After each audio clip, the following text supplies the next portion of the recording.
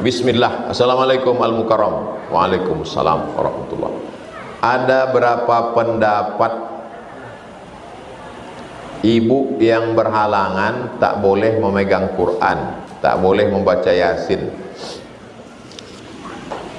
Perempuan yang dalam berhalangan, laki-laki yang belum maaf-maaf cakap mandi junub, tak boleh masuk masjid, tak boleh megang Quran, tak boleh bawa Quran, tak boleh baca Quran, tak boleh tawaf, tak boleh solat, tak boleh puasa. 7 dalam Al-Fiqhul Islami wa Adilati Syekh Wahbah Zuhair. Tak boleh masuk masjid, tak boleh megang Quran, tak boleh bawa Quran, tak boleh baca Quran, tak boleh iktikaf, tak boleh solat, tak boleh puasa. 7. Kalau ada ustaz yang mengatakan boleh aja, mungkin kitabnya lebih banyak daripada orang. Mungkin dia mendapat pendapat nan lain. Tapi yang dalam masalah fikih selalu mengambil pendapat jumhur yang ketat. Karena kata Imam Ahmad, idza rawaina fil ahkami syaddadnahu. Kalau kami meriwayatkan dalam masalah hukum, kami ketat, khawatir. Jadi itulah makanya masjid itu ada namanya balkon, teras, emperan. Insya Allah nanti panjang umur ada rezeki di sini ada emperan. Emperan. Gunanya untuk apa? Kalau pengajian sore wirid Yasin ibu-ibu, maaf cakap yang berhalangan tak bisa masuk ke dalam, tapi bisa ke emperan. Sound system, speaker keluar. Tapi yang di luar masjid jangan tersinggung. Bukan berarti bapak sedang berhalangan. Jadi itulah makanya arsitek masjid mesti paham fikih. Cobalah lihat masjid-masjid itu, pasti ada terasnya. Kenapa? Karena teras itu untuk orang yang berhalangan. Nabi iktikaf, iko mimbar Nabi, iko sampai imam. Dari mimbar ke dinding kamar Nabi 22 meter. 22 meter dinding kamar Nabi. Kamar Nabi di sebelah koma saja langsung cuma ada dinding saja, ada jendela. Nabi nawilinil khumrah, kata Nabi kepada Ummul Mukminin Aisyah, istri Nabi. Aisyah di kamar, lalu Nabi minta ambilkan kain. Ulurkan kain wahai Aisyah, ulurkan kain. Kenapa Nabi tidak keluar mengambil kain? Karena Nabi tak mau iktikafnya batal. Sebab keluar masjid batal, kecuali untuk wudu atau darurat. Tapi hanya untuk mengambil kain tidak mau. Kenapa Sayyidatuna Aisyah tidak masuk ke dalam? Karena dia sedang haid. Mana dalilnya waktu itu dia sedang haid? Karena kata Nabi, nawilinil khumrah, tolong ulurkan kain. Kata Aisyah, aku sedang haid ya Rasulullah. Kata Nabi, tanganmu kan tidak haid, maka tangannya dari jendela tangan, kok kain.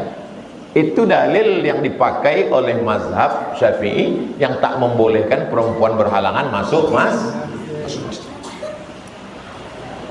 Lalu kami Pak Ustaz di akhir Ramadan ini maaf cakap takdir 7 malam, tak bisa kami masuk masjid, tak bisa baca Quran. Ada satu amal yang lebih hebat daripada baca Quran, lebih hebat daripada dalam masjid. Antufariqad dunya, kau mati meninggalkan dunia, walisanuka ratbun, lidahmu dalam keadaan basah, bizikrillah. Perempuan berhalangan tetap boleh berzikir, istighfar 100 kali, solawat 100 kali, la ilaha illallah 100 kali, subhanallah bihamdihi subhanallahil azim 1000 kali, bagus, tak ada salah. Tasbih banyak, tapi tak pernah dipakai. Yang bertasbih kacu spion noto. Kolah maksudnya pakai tasbih. Tasbih digital 100 kali. Astaghfirullahalazim, astaghfirullahalazim.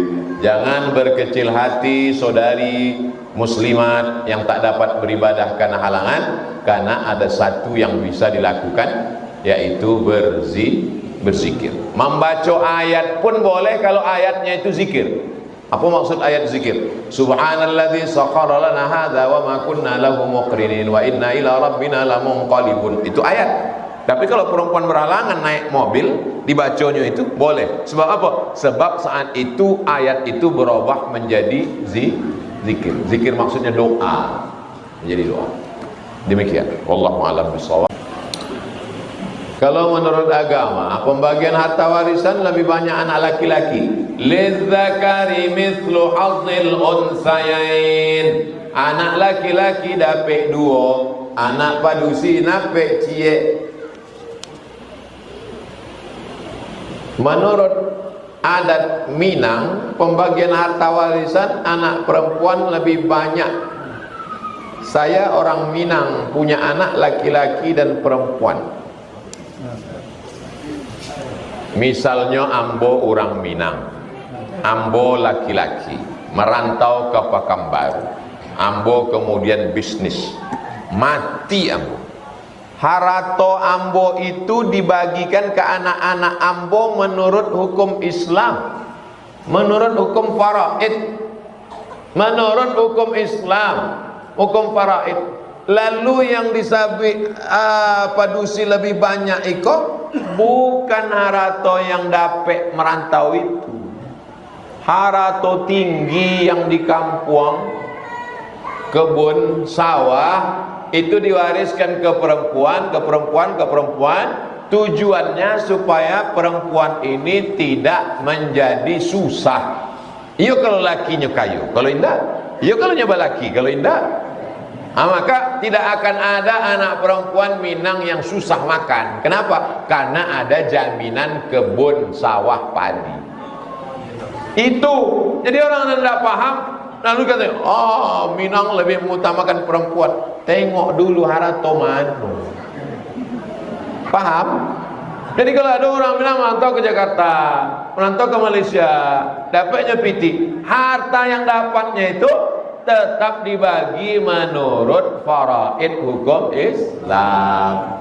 Anak laki-laki tetap dapat 2 kali perempuan. Tapi ada harato yang nenek moyang yang sawah itu dikhususkan untuk padusi supaya apa? Supaya anak perempuan tidak susah cari makan. Makanya kalau awak lihat, tidak terlalu banyak anak padusi yang keluar dari kampungnya untuk cari makan. Sebab apa? Sebab adon akan dimakan. Itu ijtihad dari nenek mama awak dulu. Mudah-mudahan bisa difahami. Itu semacam wakaf zurri. Wakaf zurri itu wakaf keluarga. Misalkan bapak punya tanah, lalu bapak wakafkan. Iko tanah kelapa sawit iko wakaf untuk anak cucu ambo. Jadi tidak bisa dibagi. Tapi wakafnya terikat. Iko ambo wakafkan untuk padusi saja. Loh, kami laki-laki kan bisa merantau. Nah padusi kok lemah. Maka dibagilah hasilnya. Tapi setelahnya meninggal, tidak dibagikan ke anaknya, dibagikan lagi ke padusi. Anak laki-laki tidak dapat. Adapun kalau dia merantau, bapak-bapak yang merantau dari bumi Minangkabau ke Pekanbaru, kalau meninggal, harta warisnya tetap dibagi menurut hukum faraid. Pahala sedekah sudah didapatkannya waktu di liang lahat. Begitu di liang lahat, langsung dapatnya pahala sedekah. Alasan yang pertama. Alasan yang kedua, karena pahala sedekah mengalir sejak di situ sampai hari kiamat. Jadi ada orang panggali kubu, KPK, komunitas panggali kubu. Nya menggali kubu. Waktu menggali kubu, sesudah menggali kubu, nya kan panek, letih habis menggali kubur. Datanglah keluarga yang meninggal. Pak penggali kubur, yo, iko ada lopek bugi. Kasih lopek. Dimakannya lah lopek begitu. Dimakannya satu. Sesudah itu ada orang lewat. Pak, apa Pak? Saya lagi gali katanya. Mau lepat bugis. Mau kasih. Sesudah itu inya pun di samping apa tadi? Telak dek panek telaloknya terjatuh ke dalam. Jatuh ke dalam, datang malaikat mungkar nakir.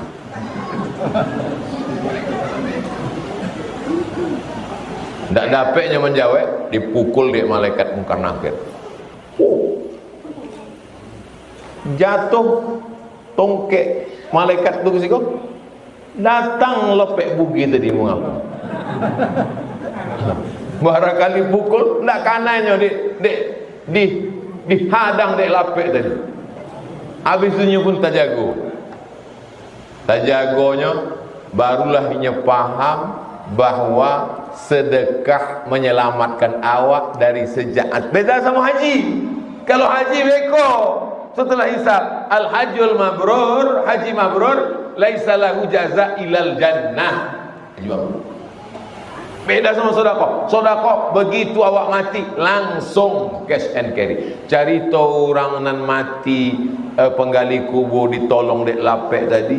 Ama ambo bercerita nyo waktu muda mendangat ceramah ditanya nyo kamu. Mat kau kan ustaz kata yo mat. Iyo ada cerita orang ditolong lopek. Iyo ada dalam hadis tidak ada, tapi cerita kok ustaz itu sebenarnya sedang ingin menjelaskan bahwa sedekah sudah menolong sejak dari itulah maka orang mati itu kalau ditanya laula akhartani ila ajalin qarib. Jadi apa nanda amoh membeli karpet tadi, abalilah karpet. Ibu nan ingin mengambil piti bapak teh jangan diambil, sebab tidak bisa beramal soleh dengan cara mencuri. Sebenarnya ibu tu tahu mencuri tidak baik. Inyo tanya kambo supaya berceramah kan didanga dia apa itu sebenarnya. Boleh tidak ambil uang suami beli karpet masjid?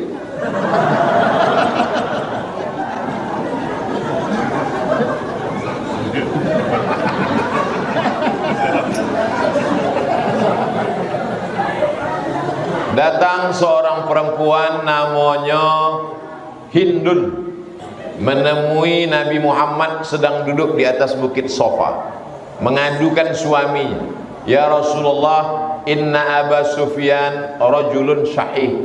Suami saya namanya Abu Sufyan, orangnya syahih, pelit, bakhil.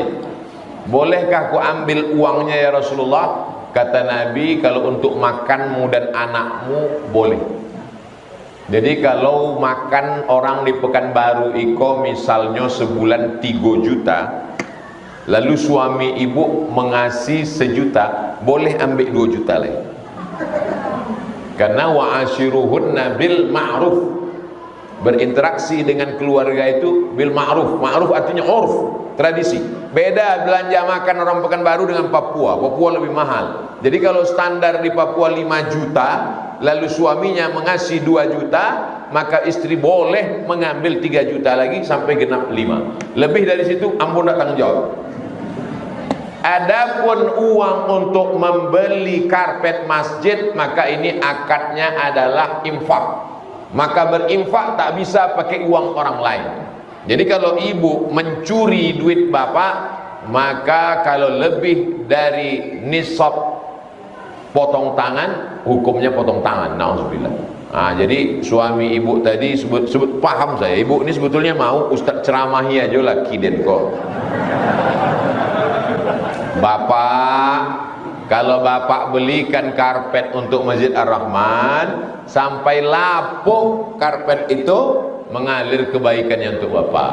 Tapi kalau duit kau bapak simpan, beli tanah, simpan, beli oto, simpan, beli ameh, simpan, beko bapak mati, ibu tuh diambil dek brownies, berondong manis. Bapak mati dimakan cacing tanah, maka balikanlah pitih bapak tu untuk membeli karpet masjid. Kalau ada risiko alhamdulillah, kalau indah potongkan video kau kirimkan ke WA nya sampai insyaallah.